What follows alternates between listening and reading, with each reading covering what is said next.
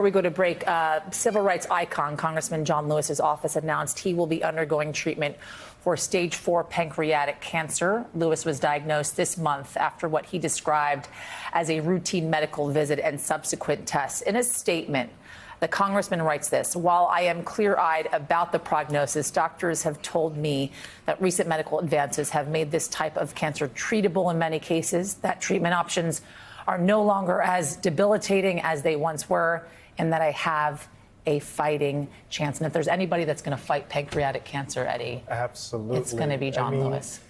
You know, John Lewis represents, to my mind, one of the greatest generations America's ever produced. He sacrificed so much to make me possible, and he stands in some ways not only as the conscience of the House, but the conscience of the nation.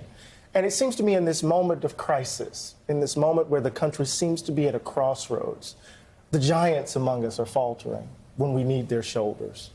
But what we need to do, I think, in this moment is to look at the example of John Lewis's life, his courage in moments of trial and test, and use that example as, in some ways, a blueprint for our own choices, for what we do in this moment. Because as the giants among us begin to make their way, right, make their journeys in, we need to step into their footsteps and see what we can learn from them and then, you know, move forward. The word hero is overused, but in this case, it certainly applies to Congressman John Lewis, and we certainly wish him well. Thanks for checking out MSNBC on YouTube, and make sure you subscribe to stay up to date on the day's biggest stories. And you can click on any of the videos around us to watch more from Morning Joe and MSNBC. Thanks so much for watching.